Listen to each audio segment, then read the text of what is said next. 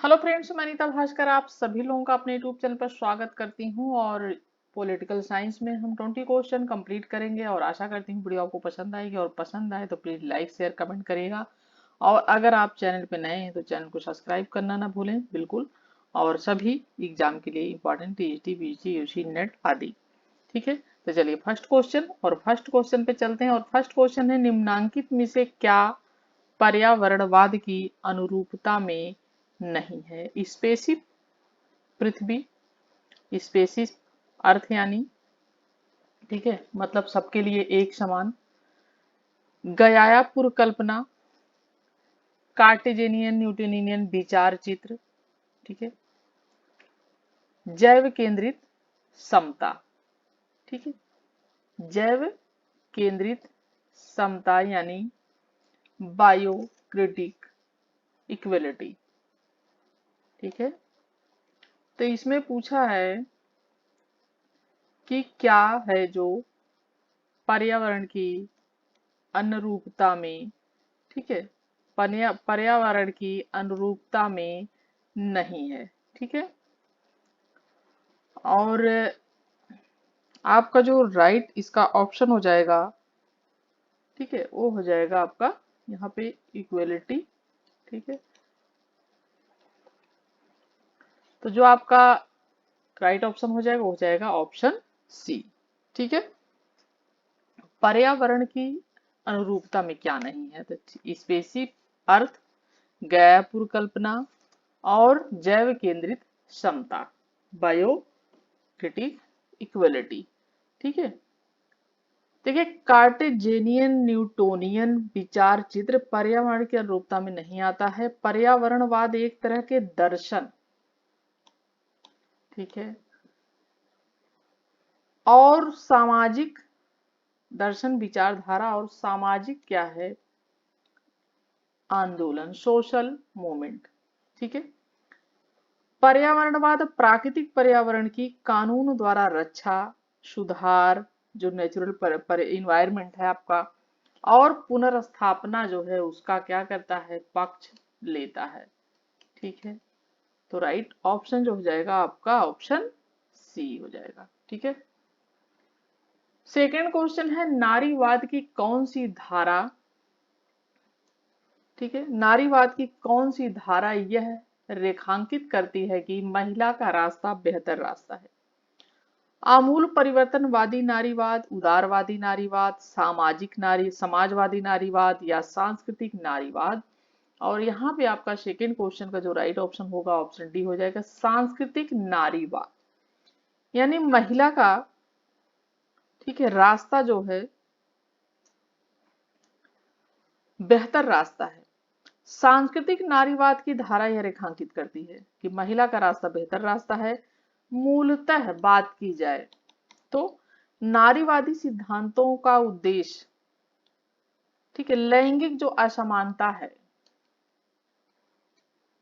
ठीक है, असमानता की प्रकृति और कारण जो है, यानी किस कारण से लैंगिक असमानताएं हैं, उनके नेचर क्या है, उनकी प्रकृति क्या है। क्योंकि शुरुआत से ही आपने देखा होगा कि लैंगिक असमानताएं, लैंगिक भेदभाव आपको देखने को मिलती हैं। ठीक है, यानी हर मामले में जो पुरुष हैं वो हमेशा उच्च माने जाते हैं और महिलाओं को निम्न स्थिति का दर्जा दिया जाता है। अरस्तु के भी आपने, मैंने पढ़ाया था, अरस्तु का लेक्चर आपने देखा नहीं होगा तो जरूर देख लें। ठीक है, तो अरस्तु ने भी यह चीज कही थी, मतलब प्राचीन काल से ही महिलाओं को निम्न समझा जाता है। ठीक है, तो उसके क्या कारण हैं, उसकी प्रकृति क्या है, ठीक है, इन सारी बातों को समझना। ठीक है, यानी लैंगिक भेदभाव की राजनीति और शक्ति संतुलन के सिद्धांतों पर इसके प्रभाव की ये व्याख्या करना, ये सांस्कृतिक नारीवाद। ठीक है, चलिए थर्ड क्वेश्चन है, निम्नांकित में से कौन संसाधनों की क्षमता से संबंधित नहीं है? John Rawls, Eric, Ronaldo Dworkin, Michael Walzer. ठीक है, और राइट ऑप्शन आपका हो जाएगा वाल्जर। ठीक है, देखिए, माइकल वाल्जर संसाधनों की क्षमता से संबंधित नहीं है। और माइकल वाल्जर को आमतौर पर राजनीतिक सिद्धांत, ठीक है। राजनीतिक सिद्धांत, ठीक है, में कम्युनिटर की स्थिति के अग्रणी समर्थकों में से एक माना जाता है इनको, ठीक है। चलिए नेक्स्ट है, अल्फ्रेड कोबा के अनुसार राजनीतिक सिद्धांत का पतन परिणाम था पूंजीवादी के साम्यवादी व्यवस्थाओं के बीच शीत युद्ध का, बी उपनिवेशीकरण की प्रक्रिया का, पूंजीवाद और साम्यवादी व्यवस्थाओं द्वारा संकीर्ण सैद्धांतिक विश्लेषण का, नव उपनिवेशवाद के उदय का। राइट ऑप्शन आपका सी हो जाएगा, पूंजीवादी और साम्यवादी व्यवस्थाओं द्वारा संकीर्ण सैद्धांतिक विश्लेषण का, ठीक है। और कोबा के अनुसार पूंजीवाद और साम्यवादी व्यवस्थाओं द्वारा संकीर्ण विश्लेषण के कारण ही राजनीतिक जो सिद्धांत हैं उनका पतन हुआ है, ठीक। फिफ्थ क्वेश्चन है, निम्नलिखित में से कौन सा कथन क्रांति की अवधारणा के बारे में सही नहीं है। क्रांति एक जन उभार है जिसमें विधानेतर जन कार्रवाई होती है। क्रांति की प्रवृत्ति कभी कभार हिंसात्मक होती है। क्रांति व्यवस्था में मूलभूत परिवर्तन लाती है। क्रांति जो है विद्रोह से भिन्न होती है, ठीक है। राइट ऑप्शन आपका क्या हो जाएगा, बी हो जाएगा, क्रांति की प्रवृत्ति कभी कभार हिंसात्मक होती है। ये सही नहीं है, ठीक है। क्यों सही नहीं है, देखिए क्रांति की प्रवृत्ति कभी कभी हिंसात्मक होती है, क्रांति की अवधारणा के संबंध में सही नहीं है, क्योंकि क्रांति का मतलब ही है, ठीक है, इसमें कुछ भी हो सकता है। क्रांति विद्यमान जो व्यवस्था, जो आपकी प्रेजेंट व्यवस्था है, जो सिस्टम है आपका, ठीक है, जो आपका सिस्टम है प्रेजेंट में, वर्तमान व्यवस्था जो है आपका, ठीक है, उसमें क्या करती है क्रांति उसमें परिवर्तन लाना चाहती है। जैसे उदाहरण के द्वारा भारत छोड़ो आंदोलन, असहयोग आंदोलन, जो भी नेशनल मूवमेंट हमारे देश में किए गए, हम क्या चाह रहे थे, हम अंग्रेजों के सताए हुए थे, अंग्रेजों ने हम पर शासन किया था, हम, ठीक है, उनके शासन के अंदर रह रहे थे। तो हमारा क्या उद्देश्य था, शुरुआत में ये उद्देश्य तो नहीं था कि बिल्कुल ये अभी चले जाएं और हमें बिल्कुल आजाद करके छोड़ के चले जाएं। शुरुआत में यही था ना कि जो सिस्टम है, जो व्यवस्था है, उसमें हम परिवर्तन करने के लिए मूवमेंट, आंदोलन की शुरुआत की गई थी, ठीक है। तो ये चीज है, यानी मानव इतिहास के अनेक क्रांतियां जैसे कि घटित हुई हैं, तो परिवर्तन चाहती है, लेकिन विद्रोह जो है उससे ये अलग होती है। क्रांति और विद्रोह में अंतर होता है, ठीक है। विद्रोह एकदम से किसी के प्रति या किसी भी चीज के घटना के प्रति, ठीक है, विद्रोह हिंसात्मक होता है हमेशा, लेकिन क्रांति कभी कभार हिंसात्मक होती है, ठीक है। यानी मानव इतिहास में अनेक क्रांतियां हुई और वो पद्धति, अवधि व प्रेरक वैचारिक सिद्धांत के मामले में यह थोड़ा सा भिन्न हो जाती है, क्योंकि क्रांति हिंसात्मक न होके कि बिल्कुल हिंसात्मक ही है या अहिंसात्मक ही है, सिर्फ व्यवस्था परिवर्तन करना चाहती है, ठीक है। तो राइट ऑप्शन ये हो जाएगा, जो कि सही नहीं है, ठीक है। नेक्स्ट है, लुई अल्थूसर का मुख्य योगदान मानव सभ्यता के मार्क्सीय दृष्टिकोण किसकी शिक्षाओं को जोड़ना है। Sigmund Freud, Bakunin, Trotsky, Proudhon. और राइट ऑप्शन हो जाएगा ऑप्शन ए, सिगमंड, ठीक है। देखिए लुई अल्थूसर का मुख्य योगदान मानव स्वभाव के मार्क्स जो दृष्टिकोण है, ठीक है, तो सिगमंड फ्रायड की शिक्षाओं को जोड़ना है, ठीक है। चलिए 7 क्वेश्चन है, हैबरमास के दर्शन के संबंध में निम्नलिखित कथनों पर विचार करें। पहला पॉइंट है, सदजीवन के संबंध में व्यक्तियों को अपनी दृष्टि स्वयं निर्धारित करनी चाहिए। दूसरी बात, समाजीकरण के अनेक कार्यों को परिवार के साथी समूहों ने ले लिया है। तीसरी बात, विवेकपूर्ण सामूहिक चर्चा, ठीक है, सामूहिक चर्चा लोकतंत्र के परिणाम को बेहतर बनाती है। ठीक है, राइट ऑप्शन आपका क्या हो जाएगा, डी हो जाएगा, यानी फर्स्ट सेकंड थर्ड सभी सही है। ठीक है, देखिए हैबरमास के संबंध में उपरोक्त सभी जो कथन है सही है। हैबरमास जर्मन दार्शनिक और समाज वैज्ञानिक है, ये पॉइंट नोट कर लें कि जर्मन वैज्ञानिक, ठीक है, दार्शनिक, ठीक है, जर्मन दार्शनिक, ये है दार्शनिक, और ये समाज वैज्ञानिक, वैज्ञानिक, और ये समाज वैज्ञानिक और दार्शनिक, ठीक है, जर्मन। और यह फ्रैंकफर्ट स्कूल की, फ्रैंकफर्ट स्कूल की दूसरी पीढ़ी का सबसे प्रतिभाशाली सदस्य थे ये। ठीक है, और हैबरमास का मानना है कि सत्व और सद्गुण को, तथ्यों और मूल्यों तथा सिद्धांत और व्यवहार को एक दूसरे से अलग नहीं किया जा सकता। ठीक है, तो राइट ऑप्शन ऑप्शन डी हो जाएगा, फर्स्ट सेकंड और थर्ड। ठीक है, सभी सही।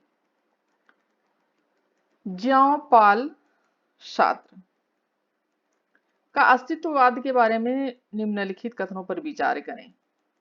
मनुष्य स्वयं को अपने द्वारा निर्मित परिस्थितियों में पाते हैं और परिस्थितियां उन्हें अनुकूलित करती हैं और उनके विकल्पों को सीमित करती हैं। सेकेंड पॉइंट है, मनुष्य को अपने उद्देश्यों और आकांक्षाओं को तय करके अपनी पहचान निर्मित करनी चाहिए। थर्ड पॉइंट है, ब्रह्मांड मनुष्य के उद्देश्यों के प्रति उदासीन, निरर्थक और चिंता विहीन है। राइट ऑप्शन आपका क्या है, सेकेंड और थर्ड सही है। ठीक है, यानी ऑप्शन आपका सी सही है। तो ज्यों पाल सात्र के अनुसार अस्तित्ववाद के संबंध में, ठीक है, अस्तित्ववाद ये कहते हैं कि एक ऐसा दृष्टिकोण है जिसके अंतर्गत व्यक्ति के अस्तित्व को, ठीक है, व्यक्ति के अस्तित्व को ज्ञान, ठीक है, ज्ञान की तुलना में पूर्णता दी जाती है और यह तर्क बुद्धिवादी एवं अनुभववादी सिद्धांतों का विपरीत रूप है। ठीक है, तो राइट ऑप्शन आपका सी। नेक्स्ट है, सूची फर्स्ट को सूची सेकंड के साथ सुमेलित करना है और सही कूट का चयन करना है। तो जीन पॉल सात्र, ठीक है, political liberalism, John Rawls spheres of justice, Robert Nozick being and nothingness, Michael Walzer the nature of rationality. ठीक है, यहां पे जब हम मिलान करेंगे तो ज्यों पाल सात्र यानी बीइंग,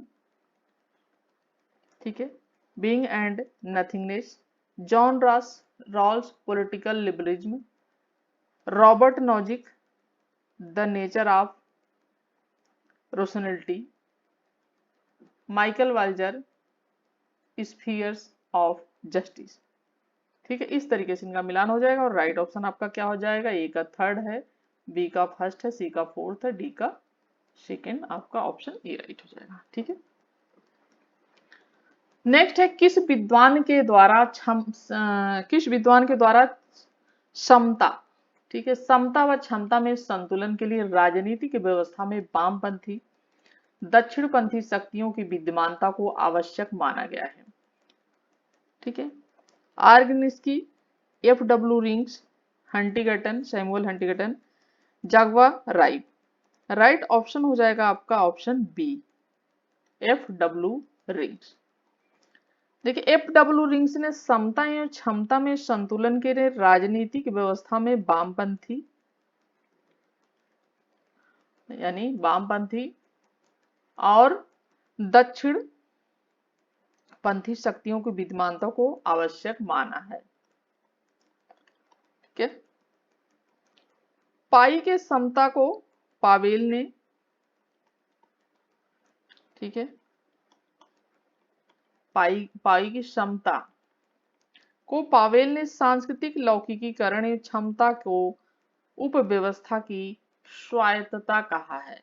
ठीक है, तो राइट ऑप्शन ऑप्शन बी हो जाएगा। 11 क्वेश्चन है, निम्नलिखित में से किसका यह विश्वास था कि कोई क्रांति तभी सफल होती है जब वह राजनीतिक रहती है तथा समाज तक विस्तारित नहीं होती है? Crane Brinton, V I Lenin, Hannah Arendt, Mahatma Gandhi. Right option हो जाएगा हन्ना आरेंट। हन्ना आरेंट का विचार था कि कोई क्रांति तभी सफल होती है जब यह राजनीतिक रहती है तथा समाज तक विस्तारित नहीं होती है, यानी पॉलिटिकल जब तक होती है, ठीक है, तब तक ये जो है क्रांति रहती है। और अपनी एक पुस्तक में 1963 के अंतर्गत आरेंट ने जो है हन्ना आरेंट ने अमेरिकी और फ्रांसीसी क्रांतियों के स्वतंत्र में स्वरूप में अंतर स्पष्ट किया है। आरेंट के अनुसार किसी भी देश में जो है किसी भी देश में क्रांतिकारी परंपरा जो है, ठीक है, की सार्थकता जो होती है इस बात से होती है कि लोग अपने जो सहचर हैं, सहचरों के साथ स्वतंत्र कार्रवाई में हिस्सा लेते हुए सार्वजनिक जो सुख है उसको बढ़ावा दे सके, ठीक है। तो राइट ऑप्शन ऑप्शन सी।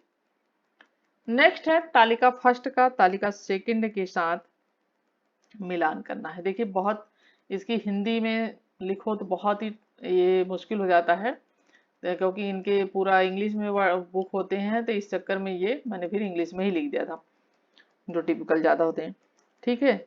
तो पहला है मेरी वाल स्टोन क्राफ्ट, ठीक है, दी रेविड ऑफ दी अर्थ, ठीक है। उसके बाद है एंटोनियो ग्राम्सी, पॉलिटिकल लिबरलिज्म।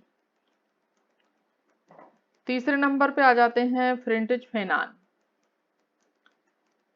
ठीक है, इनके vindication of the rights of women, ठीक है।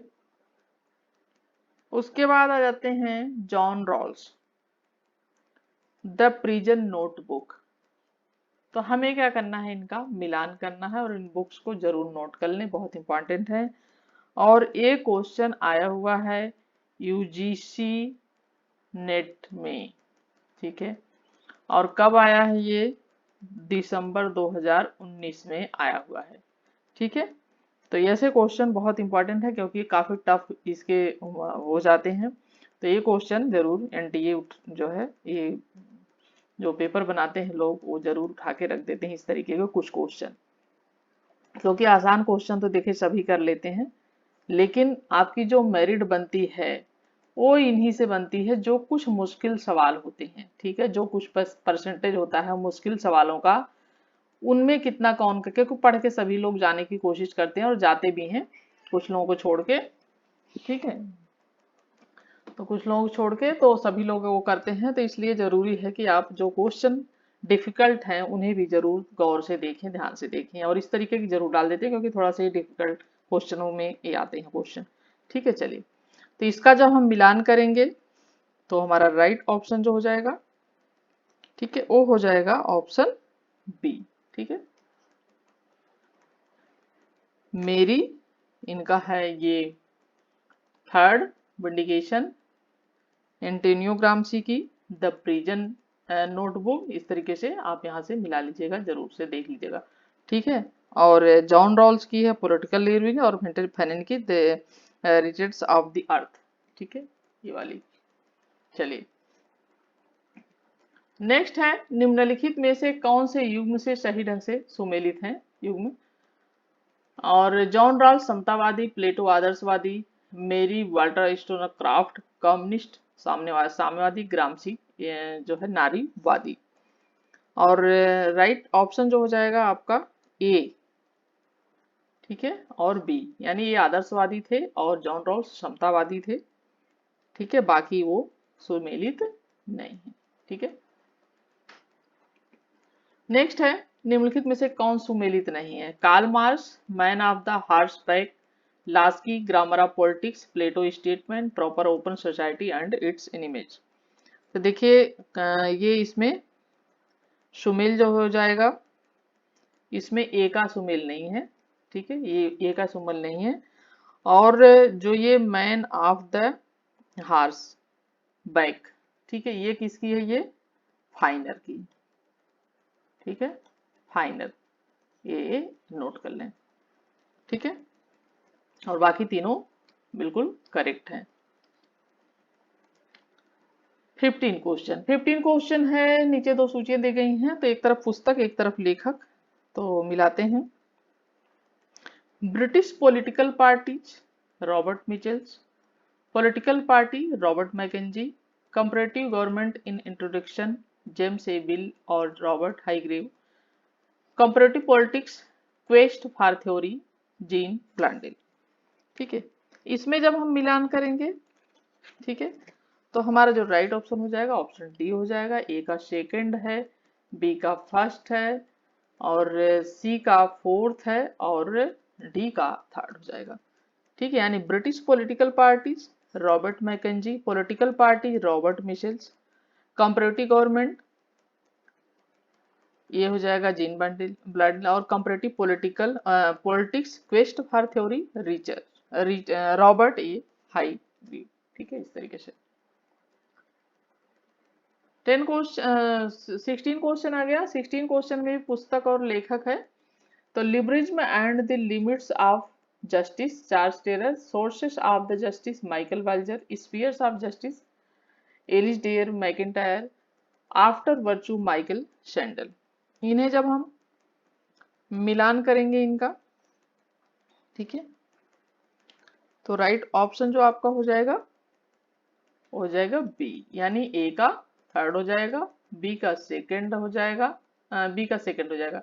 ठीक है, और सी का फोर्थ हो जाएगा, और ए हो जाएगा 1। ठीक है, अच्छी तरीके से देख लें और नोट कर लें इसे भी। निम्नलिखित में से कौन से युग्म सुमेलित नहीं है? ठीक है, Mosca, the ruling class. Mills, the power elite. Bottomore, elite and society. Schumpeter, ठीक है, Schumpeter, the iron law of oligarchy. ठीक है, और इसमें जो डी है, ठीक है, सुम्पीटर, ये युग्म जो सुमेलित नहीं है। ठीक है, डी वाला। ठीक है, देखिए इसमें the ice law of oligarchy, Schumpeter की रचना जो है ये आयरन। ठीक है, the iron law of oligarchy, ये जो है रॉबर्ट मिशेल की है। ठीक है, ये वाली किसकी है? ये रॉबर्ट मिशेल्स की है। ठीक है, तो ये मिशेल्स की है, इनकी नहीं है, शुम्पीटर की। ठीक है, और यह किताब जिसको कुलीन तंत्र का लौह नियम 1911 में प्रकाशित हुई थी। और इस पुस्तक में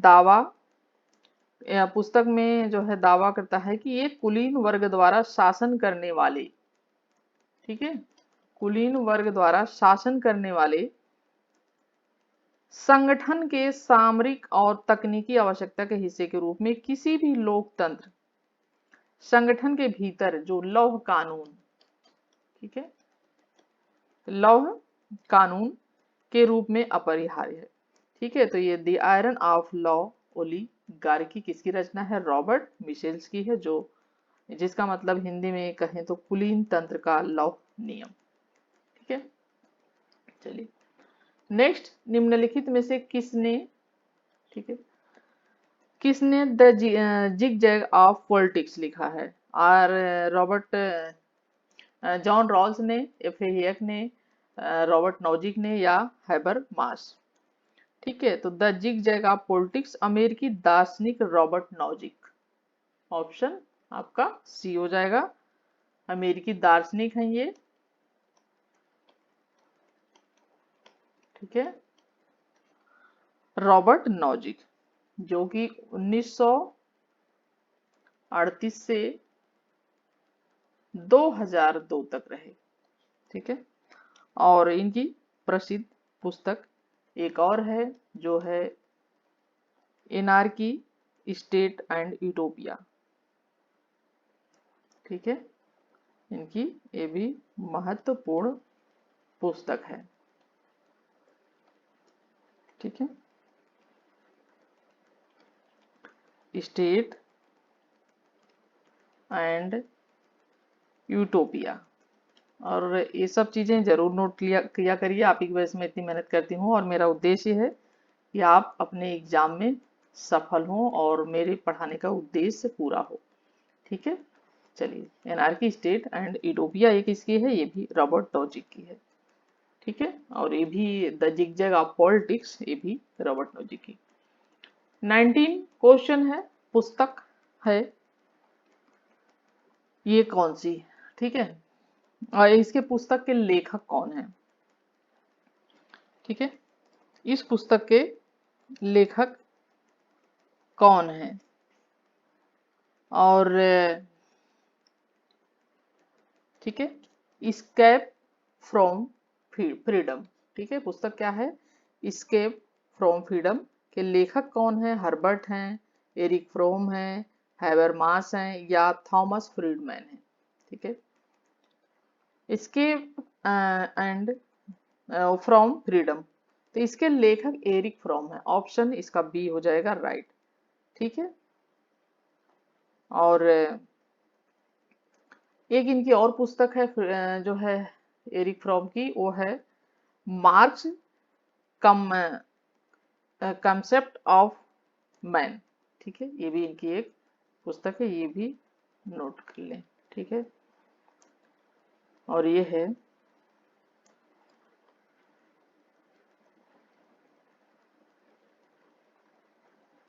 कॉन्सेप्ट ऑफ मैन, 1961। ठीक है, तो ये एरिक फ्रॉम की पुस्तक है, ये दो। नेक्स्ट, और 20 क्वेश्चन, कालानुक्रमिक क्रम में इन्हें व्यवस्थित करें। बेन और R S Peter, social principles and democratic state, John Rawls theory of justice, Susan Moller Okin, justice gender and family, Rousseau, social contract. ठीक है, देखिए रूसो की कौन सी पुस्तक है, सोशल कॉन्ट्रैक्ट है, और ये कब लिखी थी रूसो ने, 1762 में। ठीक है, बेन आर एस पीटर की पुस्तक social principle and democratic state, ये ठीक है, ये है लिखी गई 1959। ठीक है, 1959। जॉन रॉल्स द्वारा जो पुस्तक है, ये थ्योरी ऑफ जस्टिस, ये 1900, ठीक है, यहाँ पे ये और होगा, ये थ्योरी ऑफ जस्टिस, और ये थ्योरी ऑफ जस्टिस 1971। ठीक है, 1971। और सुसान मोलर ओकिन की पुस्तक जस्टिस जेंडर एंड फैमिली। ठीक है, जस्टिस जेंडर एंड फैमिली, 1989। तो इस तरीके से इसका आप देखेंगे, व्यवस्थित करना है कालक्रम अनुसार। तो सबसे पहले कि आप देखेंगे तो ये है, ये थियरी जो है, ये वाली पुस्तक है जो डेमोक्रेटिक है, social principle and democratic state. उसके बाद आपकी आ जाती है सोशल सोशल कौन, नहीं, ये 1959 की है। ठीक है, पहले आपकी आएगी सोशल कॉन्ट्रैक्ट। ठीक है, सोशल कॉन्ट्रैक्ट सबसे पहले आएगी आपकी, क्योंकि 1762 है ये। तो सोशल कॉन्ट्रैक्ट आएगी, फिर आपकी 1959 वाली ये आएगी, फिर उसके बाद आपकी आएगी 1971 में जो थियरी ऑफ जस्टिस, ये थ्योरी ऑफ जस्टिस। फिर उसके बाद आएगी आपकी सुसान मोलर की 1989 में। ठीक है, तो सबसे पहले ये हो जाएगी सोशल कॉन्ट्रैक्ट। ठीक है, दूसरे पे आ जाएगी फर्स्ट वाला, यानी पहले आपका बैठेगा सी, फिर आपका ए, फिर आपका बी, ठीक है, फिर आपका आएगा ठीक है, नहीं, पहले आपका डी आएगा, यहाँ पर ये वाला है, पहले आपका डी आएगा। ठीक है, डी, क्योंकि ये है, तो डी आएगा, फिर आपका आएगा ए, फिर आपका आएगा बी, फिर आपका सी आएगा। ठीक है, इस तरीके से हो जाएगा। तो यानी DABC। ठीक है, इस तरीके से इसका वो बैठेगा। अब हम देखते हैं DABC। ठीक है, DABC। तो यहाँ पे जो आंसर है ये कोई भी मुझे ठीक नहीं दिख रहा है। ठीक है, तो DABC। ठीक है, इस तरीके से ये हो जाएगा। ठीक है, इनके उसके अनुसार मिला लीजिएगा। और 20 क्वेश्चन कंप्लीट होते हैं और आशा करती हूँ वीडियो आपको पसंद आई होगी, और पसंद आई हो तो लाइक शेयर कमेंट करिएगा। चैनल पे अगर नए हैं आप तो चैनल को सब्सक्राइब जरूर कर लें। और नेक्स्ट वीडियो में आप सभी से मिलती हूँ, तब तक के लिए thank you for watching video.